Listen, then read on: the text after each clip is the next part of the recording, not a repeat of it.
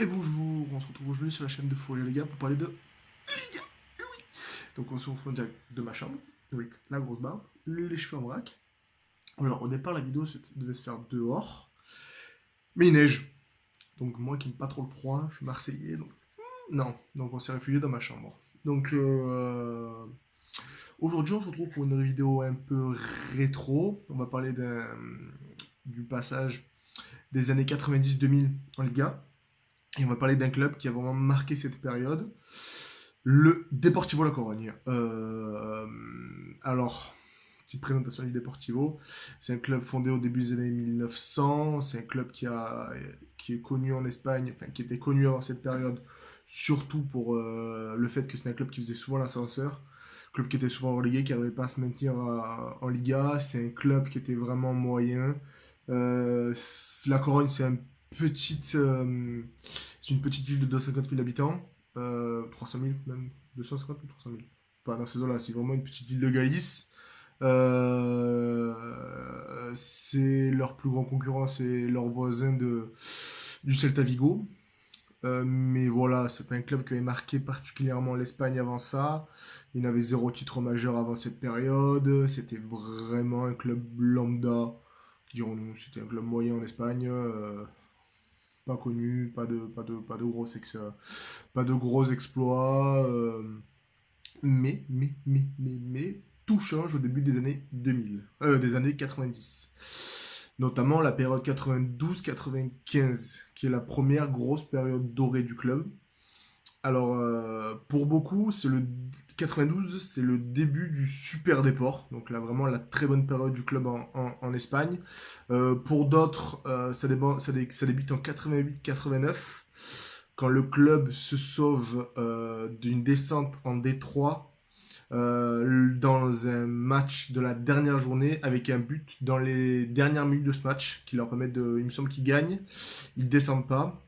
Après ça, ils enchaînent deux fois les parages d'accession. Et après 18 ans d'absence, ils montent enfin en 91. Donc après 18 ans d'absence en Liga, le départ remonte en Liga. Le départ remonte en Liga en 91. Vite, tout va vite se faire. Première saison, ils sont un peu moyens, ils se sauvent sur la fin.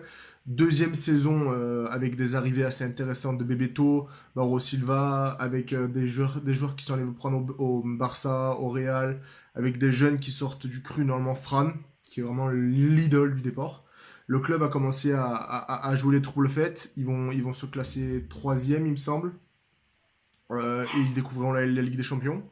Ils vont sortir deux fois en 16e, il me semble. Mais voilà, c'est le début d'une vraie période dorée. En 94, ils se mêlent même pour la lutte pour le titre.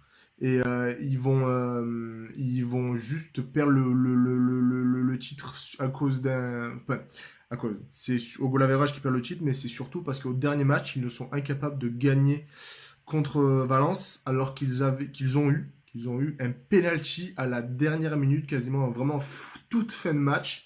Le titulaire, le joueur qui tire les penalties habituellement, est sorti. C'est Djukic, le défenseur qui s'y colle.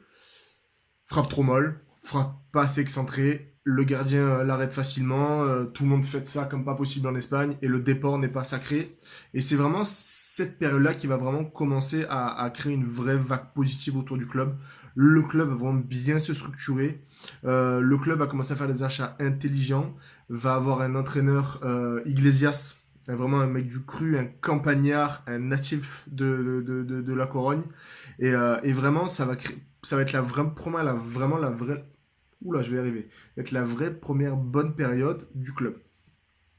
Ils vont même arriver à récupérer leur premier titre en 95 en finale contre Valence. Et oui, le retour, la Vence. Donc voilà, en 95, après un parcours classique et pas sans trop d'embûches pour arriver jusqu'en finale, ils affrontent le Valencia club de football en finale. Finale qui va être encore particulière.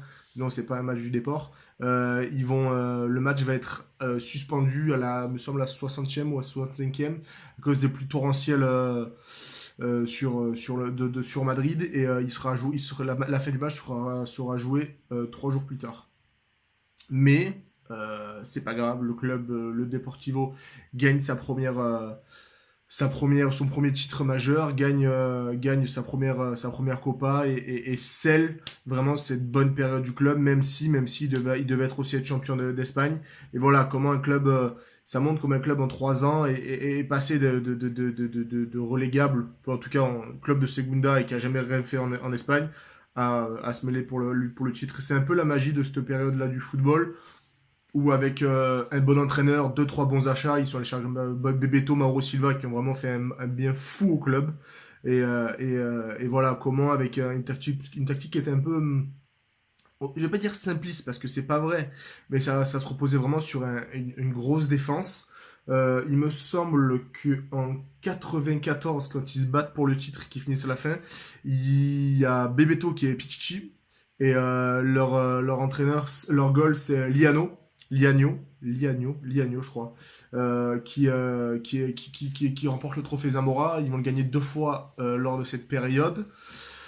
Ils vont encaisser seulement 18 buts sur l'intégrité du championnat, ce qui est vraiment très très peu. Je crois que c'est encore un record. Et surtout, ces 18 vont être encaissés dans 12 matchs, je crois. Donc ça vous montre comment le club était vraiment bien structuré défensivement. Je remonte parce que je suis en train de tomber. Donc ça vous montre comment le club était vraiment bien structuré, enfin comment cette équipe était vraiment faite comme une équipe. Vraiment, la base était vraiment, c'était voilà, bien joué défensivement. Et voilà, et en vérité, c'était très simpliste après. C'était Mauro Silva qui faisait la passe pour Bebeto qui marquait. C'était. En même temps, autour, ça manquait vraiment d'autres joueurs pour animer. Donc ils avaient d'excellents joueurs à beaucoup de postes. Fran, Bebeto, Mauro Silva. Tu avais Djukic dans les cages. En défense, il y avait Voro qui arrivait après. Il y avait Lianio au cage. C'était une bonne équipe, mais voilà, il y avait 12-13 joueurs excellents. Et après, le reste, c'était vraiment 2-3 tons en dessous. Donc voilà. C'est un club qui faisait beaucoup de matchs nuls dans cette période, à l'extérieur, et qui gagnait à domicile. Il n'y avait pas beaucoup de buts, c'était pas un club vraiment intéressant. Enfin, vraiment, c'est pas un football champagne comme on a l'habitude de voir. Mais voilà, le mec que je vais parler de ces périodes, c'est Iglesias. Iglesias, c'est vraiment l'entraîneur papa, le mec du déport. C'était son quatrième passage sur le club. Natif d'ici, c'était un paysan. C'est le dernier. Il avait 8 frères. Il était vraiment particulier en conf. Il avait des déclarations super bizarres. Enfin, pas bizarres, mais voilà, c'était. T'as l'impression qu'il était déconnecté du football. Et il avait vraiment pas. Il avait une sorte. C'était. Comment je peux vous expliquer ça? Il avait l'air. Rien n'atteignait. Il avait une sagesse. Sur un banc, c'était un plaisir de le voir. Donc après ça, le problème c'est que lui part en 95 ou en 96, 95 je crois, après la finale en coupe, pour une retraite sportive, même s'il fera un crochet par le Real, mais après il dira qu'il a été forcé. Mais voilà. Et après ça, le club va vivoter. Mauvais choix sur le banc, le club va vraiment sans de déception, parce qu'ils vont quand même recruter des joueurs comme Rivaldo, ils vont quand même avoir des éclairs de génie, mais ils ne pèseront plus comme ils ont pesé pendant cette période en Liga. Ils ne retrouveront plus le podium, il me semble.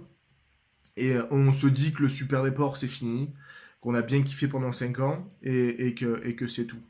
Mais, deuxième phase, tout de suite après, avec l'Eurodéport. Vous attendez pas ça. Alors, l'Eurodéport, je vais remonter pour pas. Ça se passe un peu après le départ de Rivaldo, le club a des sous, ils ont signé quelques bons partenariats avec Canal+, financièrement le club va bien, ils vont faire un très bon choix avec l'arrivée sur le banc de Javier Irerota. Je crois que c'est ça, c'est basque, excusez-moi pour la prononciation si je me suis trompé, je vais l'appeler Javier pour la suite. Et avec Javier, le club va recommencer à arriver. Seulement parce que il me semble que pour sa première saison sur le club est titré. Le club remporte la Liga, stupeur, stupéfaction, folie, beauté. Et pendant les 5 ans, il me semble qu'il fera 99-2005. Je vais aller vérifier, je crois que c'est ça. Alors, oui, je crois que c'est ça. Alors, il va faire 99 2005. Excusez-moi, je me suis coupé, je me suis embrouillé. Je vais vérifier alors. Hop, hop, hop, hop, hop, hop, hop, hop, hop, hop, hop. C'est le Deportivo. Oui, il fera ça, 99,5. Et c'est vraiment la deuxième période faste du club, amenée par des excellents joueurs. On a Pangiani, on a eu Tristan, on a Conceição, on a Fran qui est encore là, on a Naibet, on a Makai, on a des Jalmina, on a des Flavio, je l'ai déjà dit. Mais voilà, c'est vraiment le club revit. Le déport redevient une équipe ultra adorée en Espagne, surtout que la dernière période c'était il y a 5 ans. Donc ça, il y a une retour de flamme assez énorme. Et voilà, et pour beaucoup, ce titre remporté en 2000, sinon 99-2000, c'était une logique, c'est justice que le club ait gagné un titre avec la déception de 94 où le club méritait vraiment une victoire. Mais voilà, comme vous l'avez compris, c'est pas, ils vont, même s'ils ont fait des bons résultats, je vais vous expliquer parce qu'ils ont gagné une Copa del Rey une ambiance particulière, c'est vraiment sur la scène européenne qui vont vraiment marquer les esprits parce que ce club va jouer trois quarts de finale, il me semble. Surtout que c'était la période où la Ligue des Champions n'était pas ultra facile. Tu devais jouer deux phases de poule, après tu jouais les quarts, demi et finale. Mais à chaque fois, ils vont jouer les quarts. Ils vont même faire une fois demi-finale en 2004 où ils perdent contre le Porto de José Mourinho. Ils vont surtout faire des résultats assez extraordinaires. On peut parler du 4-3 à domicile au Riazor contre le PSG où ils perdent 3-0 à la 60e. Et tu as Pangiani et Tristan qui s'énervent. Et folie, 4 buts sur de la tête, c'est de la folie. On peut parler du 4-0, du retour 4-0 contre le Milan AC. Ils perdent 4-1 à l'aller, c'est le Milan AC. Il y a Kaka, Shevchenko, Gattuso, tu as Dida, c'est la grosse, grosse, grosse équipe de Milan AC. Et pourtant, ils vont faire la remontada. Ils ont perdu 4-1 à l'aller, mais Javier l'a dit après que en fait, ils perdent 4-1, mais dans le jeu, c'est pas si mérité. Ils ont des grosses situations. Le Milan AC est létal, mais dans le jeu, le gap est pas si différent. Et lui, sur ce moment, se dit que le retour, ça sera jouable, ça sera jouable, ça sera jouable. Et c'est jouable. Le premier but de Pandiani, Walter, il est phénoménal. Contrôle, il est tout seul, il est dans la surface, il se retourne, petite frappe, but, c'est magnifique, c'est magnifique, c'est magnifique. Et surtout, le dernier but est marqué par Fran, l'idole du club, qui va vraiment sceller une des plus grandes histoires et les plus belles pages du foot galicien et de Deport. Parce que bon, le Celta, ils sont pas trop contents, c'est le seul club, c'était les seuls supporters qui n'aimaient pas trop le Deport. Mais vraiment, le Deport a vraiment marqué cette période. On peut parler du 2-1 à Old Trafford, le 0-2 à Highbury contre Arsenal. Ils ont gagné X, je crois qu'ils étaient invaincus ils ont été invaincus pendant 16 ou 17 matchs contre le Real. Ils ont gagné, ils ont quasiment jamais perdu contre la Juventus à cette époque-là aussi. C'est magnifique. Ils font 5 participations consécutives à la Ligue des Champions. Ils font 3 demi, 3 quarts, une demi et une fois ils perdent. Ils sont éliminés en poule, mais je crois que c'est les deuxièmes poules. C'est vraiment magnifique. Vraiment, ce club-là, si vous pouvez regarder des vidéos ou des extraits de ce que faisait le Déport à cette époque-là, c'est magnifique. Et en plus, ça change vraiment du Déport, du Super Déport, parce que l'Euro Déport, c'est un club, c'est un jeu ultra offensif. C'est léché. Il y a des bons joueurs de ballon partout, sur le banc, sur le terrain. Les circulations de balles sont fluides. On voit des super buts, des super éclairs de génie, c'est magnifique. Vraiment, vraiment, je vous conseille, si vous pouvez regarder des vidéos de cette époque-là du Déport, c'est magnifique. Tous les matchs, regardez le match contre le Milan, le retour, c'est magnifique. Même le PSG, le Déport PSG 4-3, les, le deuxième but du PSG, il est formidable, mais il est formidable. Mais alors, les 4 buts du Déport, c'est magnifique. Il y a des actions, ça se construit, des centres, sur corner. Le Riazor en feu, c'était vraiment cette époque-là, c'était magnifique. Et pour finir, je vais essayer de conclure sur quelque chose parce que je vais pas essayer de m'éterniser parce que je peux vous parler pendant très longtemps de ce club, même si je l'ai pas connu parce que j'étais minot. Quand Javier Irueta reprend le club, j'avais 6 ans. Bon, je n'arrêtais pas de boire. Et voilà. Mais j'ai regardé beaucoup de vidéos, j'ai lu beaucoup d'articles et c'est vraiment magnifique ce qu'a fait le club. Et en plus, pour clôturer, enfin pas pour clôturer, mais il y a encore un point d'orgue, ce qu'ils ont fait, c'est qu'ils ont tapé. ils ont gagné le Real en finale à domicile pour les centenaires du club merengue. On appelle ça le alors, excusez-moi mon accent. Centenariazo. C'était vraiment le match qui était. En fait, limite, ce match, on voulait qu'il soit donné au Real. C'était les 100 ans du club. C'était à domicile, en finale. Tout était prêt. Il y avait des célébrations qui étaient prêtes. En plus, c'était les Galactiques. Il y avait Makelele, Zidane, Figo, Rui Costa. Non, Rui Costa, c'était Figo. Enfin, c'était le grand, grand, grand, grand, grand Real. Et pourtant, en finale, le Déport s'adjuge le titre. 2-0 au bout de 38 minutes, il me semble. Même l'égalisation de Raoul à la réduction du score de Raoul à la 58e, il me semble, il ne changera rien. Le déport était trop fort. Et encore un titre, c'est deux finales de Copa en 10 ans, c'est un titre de champion en 10 ans. Dans cette période aussi, c'est X finales. Ils ont fini pendant la période Javier Irueta. Il me semble, ils sont 5 fois sur le podium. Donc sur ces 5 ans qu'il a, je crois qu'ils sont 5 fois sur le podium. Ils font un titre, 2 fois deuxième, 2 fois troisième. C'est monumental. Parce que, ok, le déport, c'était. Après, c'est devenu un beau club financièrement et un club qui a réussi à attirer des bons joueurs parce que voilà, ils ont commencé à peser en Espagne. Mais ils étaient quand même très loin du Valence, très loin très loin du Valence surtout, très loin du Real, très loin du Barça à l'époque, quand ils ont commencé, quand ils sont revenus en 92. Et pourtant, ils ont écrit une des plus belles histoires, une des plus belles pages de leur football pendant ce temps-là. C'était vraiment, mais je vous jure, vraiment magnifique. C'était vraiment un club super beau, super attachant. C'est la deuxième plus petite ville d'Espagne à avoir remporté le championnat après San Sebastián, la Real Sociedad. Mais vraiment, si vous pouvez regarder des images de cette époque-là, du foot qu'il y avait là-bas, c'était magnifique. Regardez juste les highlights de l'époque où il y a Mackay. Mackay, en plus, vient pour remplacer Bebeto. Donc le mec a une pression parce que Bebeto a été X fois Pichichi. Et le mec, il marque des buts, mais sensationnel. Pandiani, c'était beau. Tristan, c'était beau. Paoletta aussi, c'était beau. C'était très très beau, en vérité. Il y a même Rivaldo. Ils ont eu Rivaldo au Deportivo.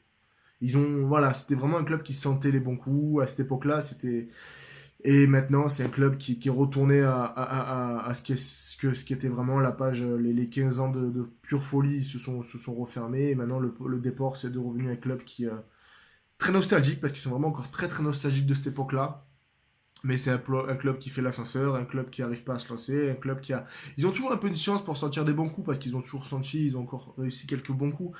Mais c'est un club qui aurait pu à se lancer. Et à mon avis, la différence de niveau est trop forte et on aura du mal à revoir une, une genre de période comme ça où un club qui monte de D2 en 2 ans joue le titre, va jouer X fois la Ligue des Champions parce que le foot a beaucoup trop changé et les écarts sont beaucoup trop grands. Pour conclure, juste pour gagner un titre à cette époque-là en Liga, fallait avoir 70, 71 points. Maintenant, avec 71 points, t'es même plus sûr de jouer la Ligue des Champions. Voilà, le foot a changé. Je vais pas faire mon nostalgique et mon vieux con parce que je suis jeune, mais ça rend un peu triste parce que même les époques, moi qui a beaucoup regardé la Ligue des Champions de cette époque-là en replay, parce que comme je vous le dis, j'étais trop petit et je suis pas né dans une famille de footballeurs, pas de footeux, mais les matchs avec des champions avaient l'air quand même, avait une saveur particulière. Regardez le deuxième but du déport à Highbury. Il est magnifique, la construction elle est sublime, sublime. Et en plus, en face, tu as Vieira, Lundberg, Bergkamp, non, peut-être pas Lundberg, mais tu as Bergkamp, Henry, Pires, tu as une grosse équipe et tu as le déport, mais il reste super football. Fait bon, je pense avoir tout dit. Comme d'habitude, on laisse pouce bleu. On suit Fourier Liga sur Twitter. On va voir les articles. Parce qu'il y a des très bons articles en opération, il y a des très bons articles qui sont sortis. On laisse un commentaire si ça vous a plu ou si ça vous a pas plu, si vous avez des choses à rajouter ou pas. Et les gars, bah écoutez, bonne journée. À bientôt.